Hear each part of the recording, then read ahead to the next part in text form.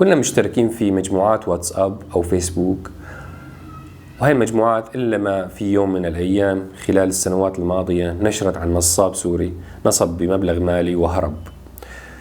وأكيد سمعنا كثير من القصص المشابهة لهذا الموضوع، يمكن أشخاص موجودين في حياتك أنت، أقربائك، أو يمكن القصة هاي صارت معك نفسك أنت، انتصب عليك بمبلغ مالي.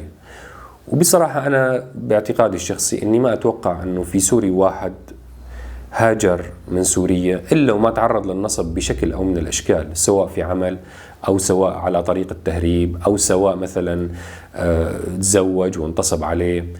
النصب له أشكال مختلفة، بس الواضح بالموضوع أنه هاي الظاهرة زايدة كثير عنا بالفترة الأخيرة، والأسباب كلها بترجع لأسباب مادية. شلون يعني؟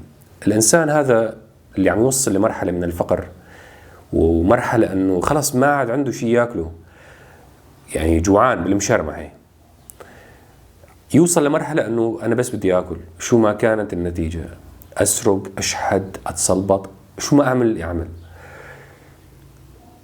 فبيركب هذا الطريق ويمشي فيه، يبلش شغل بالناس أنه أنا خلاص، أنه أني بما أنه الله اختار لي أنه أنا أكون فقير، فلازم أنا أغير واقعي، ولازم أنا أحاول أحسن من وضعي بأي سبيل، وكل الطرق متاحة، وعلى مبدأ الغاية تبرر الوسيلة.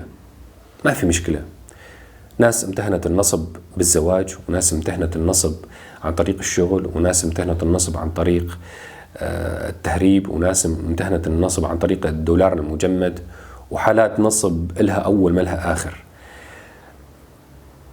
في شغلة ثانية غير النصب، السلبطة. دير بالك تخلي لإنسان سبيل عليك إنه يتسلبط عليك بشعره. والله إذا يلاقي سبيل عليك إنه يتسلبط عليك بشعره، والله لا يشلحك.